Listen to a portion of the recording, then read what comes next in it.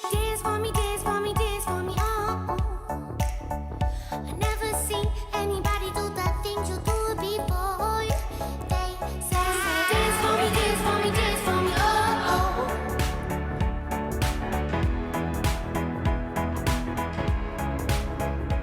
Bonjour à tous et merci d'être avec nous ce matin pour Vous êtes formidables. On vous présente une artiste aux multiples facettes et à la voix sublime. Une voix que vous avez sûrement déjà écoutée, peut-être même sans le savoir, puisqu'elle est sur les derniers albums de Stromae et de Grand Corps Malade. Cette voix, elle lui permet aussi de passer du gospel à la chanson à texte ou encore à des chants bulgares. Bonjour André. Bonjour Héloïse, bonjour tout le monde. Vous êtes perplexe et impressionné en même temps, j'ai l'impression. Stromae, chanson à texte, bulgare, il y a un sacré chemin à découvrir. Je pense, Exactement, ouais. Voyager. J'ai hâte de vous présenter justement tous les projets de notre invitée. Ce qui est sûr, c'est qu'elle va nous faire bouger, voyager en musique. Évidemment, voici Julia Orsay.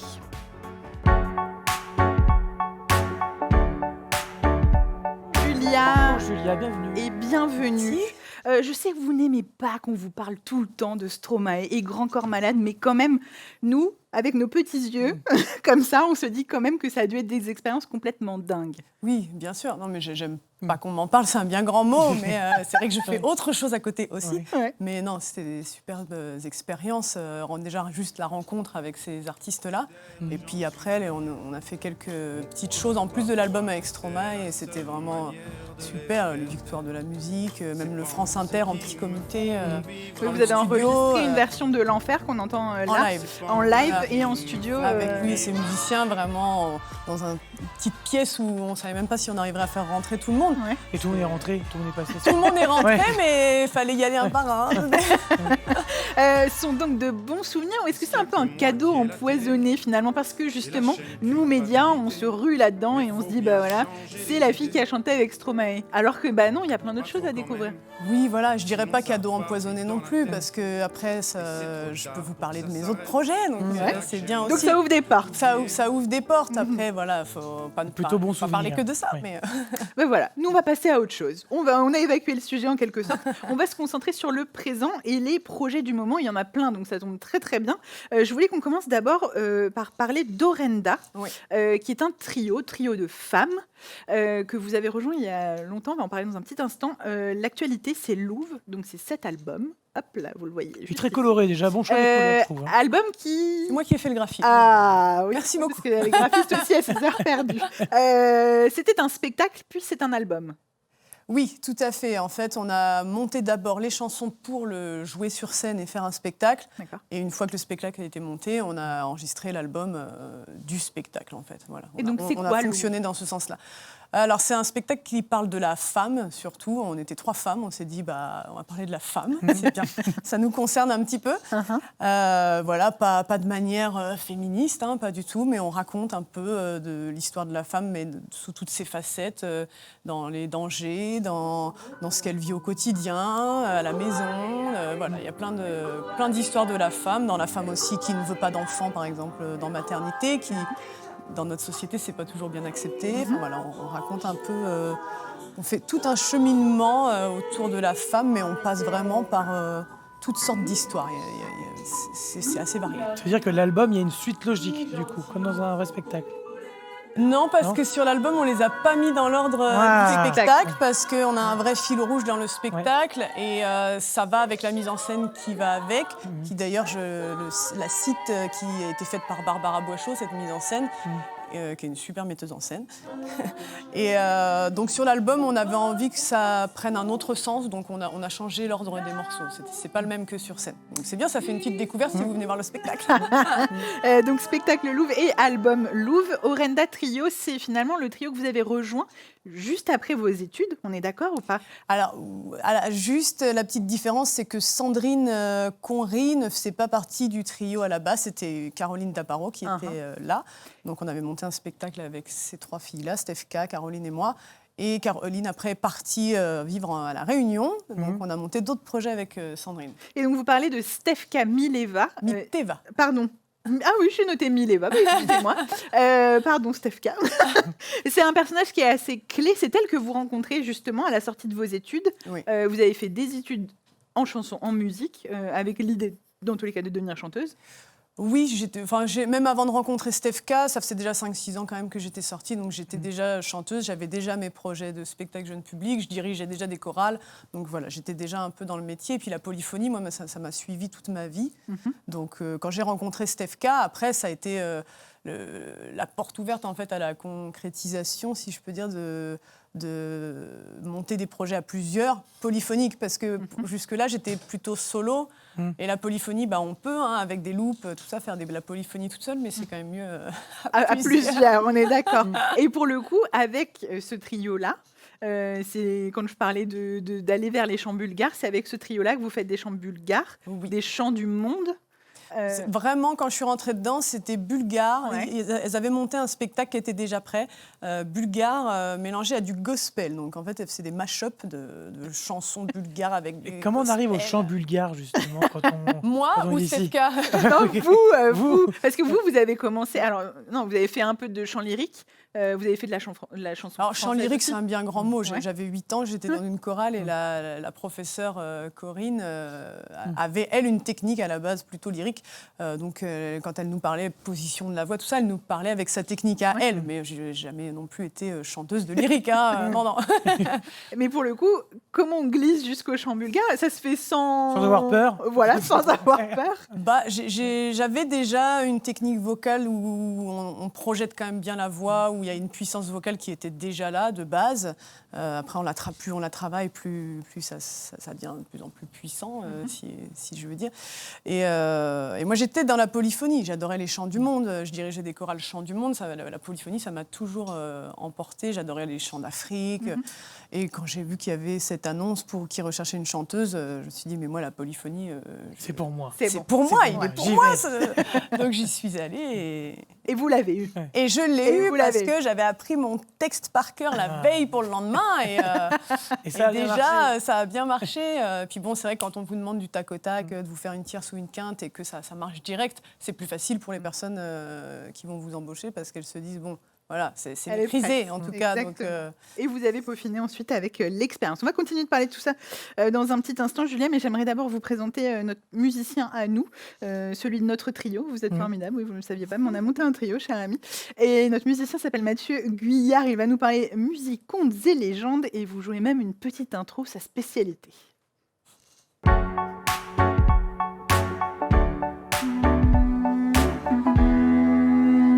C'est notre voilà. musicien. Voilà. Et voilà, Le voilà, seul voilà. musicien à faire une note tout le temps. c'est un bourdon, j'ai envie de dire. C'est un bourdon, effectivement. Mais moi, mon but, c'est de pas vous filer le bourdon. Justement.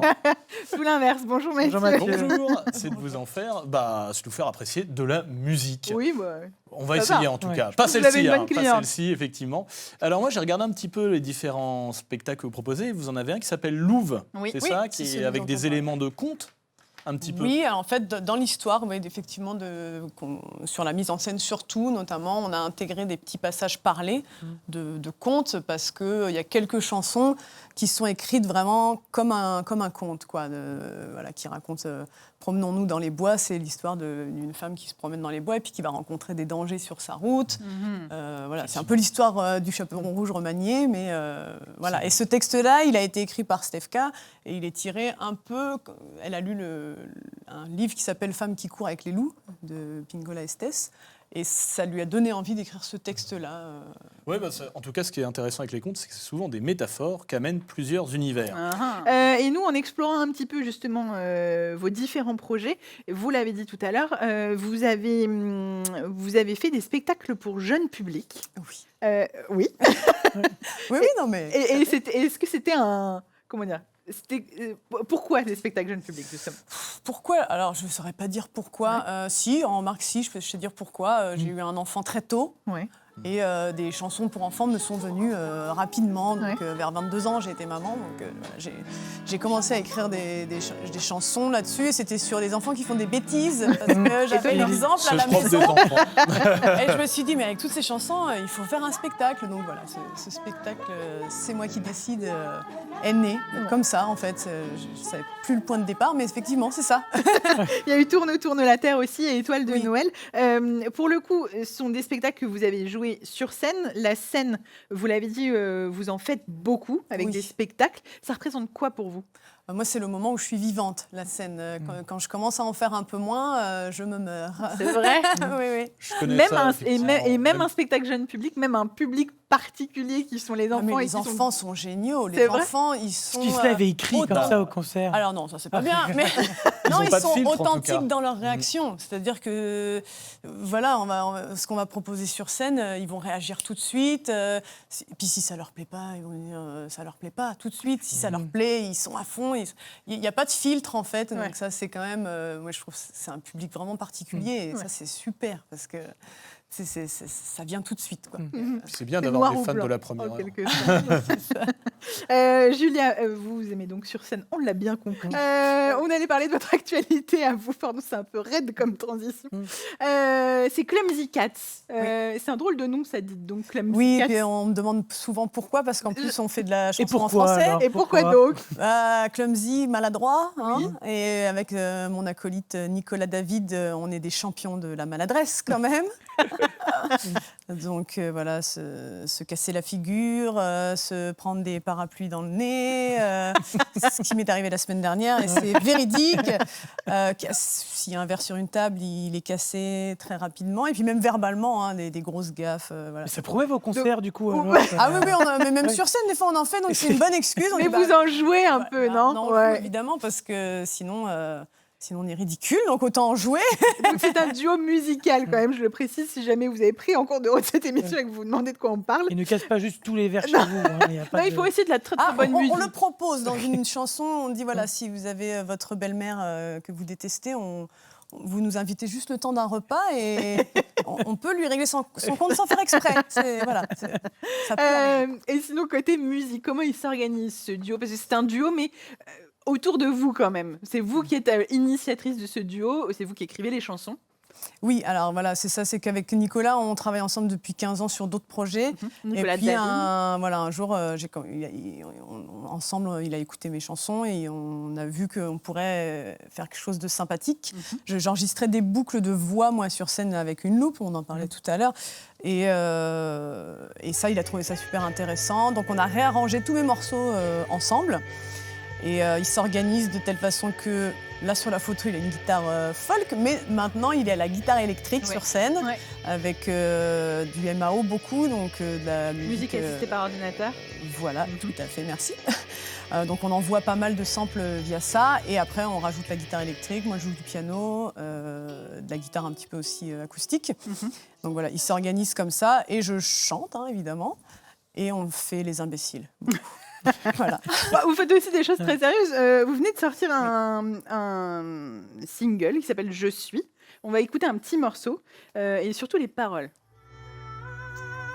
Ça bouillonne comme un volcan. C'est pas celui-là. C'est pas celui-là. Pas celui-là, c'est pas grave. Est-ce qu'on peut l'envoyer quand même? Je suis. Parce qu'il envoie quand même. Je suis. Semé de nuances de gris, pour qui prendre parti c'est savoir. Non, je suis pas persuadée, je doute de tout le temps pour tout. Aujourd'hui si t'es pondéré, t'as pas de pensée, t'es mitigé. Mais moi, je suis truffée de questions, sans avoir jamais les réponses. Toujours cherchant la direction, face à toutes mes contradictions. Alors je veux pas me tromper, alors j'hésite, même si se tromper. C'est sacrées paroles. Vous écrivez sur votre vie d'aujourd'hui, votre quotidien, ce que vous ressentez finalement. Oui, beaucoup sur ce que je ressens et quand je vois qu'il y a quelque chose qui me chiffonne et qui reste un peu présent plusieurs jours, voire mois, au bout d'un moment, ça sort à l'écrit. Et bizarrement, celle-là, en 10 minutes, elle était écrite parce que c'était quelque chose qui... Vous aviez besoin d'extérioriser. Oui, voilà, les réseaux sociaux, les gens qui sont persuadés de tout, c'est blanc, c'est noir. Et moi, j'ai toujours l'impression d'être au milieu et me dire, bah oui, mais en fait, tout n'est pas toujours blanc ou Donc c'est quand même noir. chouette la chanson à texte. Je pensais ça en comparaison au chant bulgare où vous pouvez peut-être moins exprimer ce qu'il y a à l'intérieur ou alors En tout cas, le l'exprimer public ici le différemment. comprend mieux aussi. Oui, oui, ça c'est certain. C'est sûr que ça, c'est au niveau du texte, c'est plus direct. C'était quoi la question, pardon? Je vais passer à une autre. Vous jouez un petit peu partout. C'est-à-dire que vous pouvez aussi parfois aller jouer chez l'habitant. J'ai vu que vous faisiez ça. Oui, ça nous arrive d'aller jouer chez l'habitant parce qu'en plus, là, c'est une petite formule, donc ça peut être accueilli vraiment sur un petit plateau. Donc des fois, les gens vident leur salon. Bon, là, en l'occurrence, c'était un jardin, donc c'était l'été, c'était plus pratique. Donc, si on a bien noté, il faut bien ranger les verres et tout bien ranger à la maison si on vous invite. Et donc oui, par rapport au chant bulgare, effectivement, là, c'est quelque chose qui sort de moi. Donc c'est vraiment, moi, sur scène, dans ce spectacle, je peux être totalement libre de faire ce que je veux. Et si je veux être folle, je suis folle. Si je veux être pleine d'émotions, je suis pleine d'émotions. Si je suis dans l'amour, je suis dans l'amour. Je vais au bout de ce que j'ai écrit aussi scéniquement. Et il y a un côté clairement déjanté, Clumsy Cats, c'est juste ici. Je renvoie quand même aussi donc vers votre chaîne YouTube et puis vers juliaorsay.com. Merci beaucoup et très bonne journée à tous. .fr.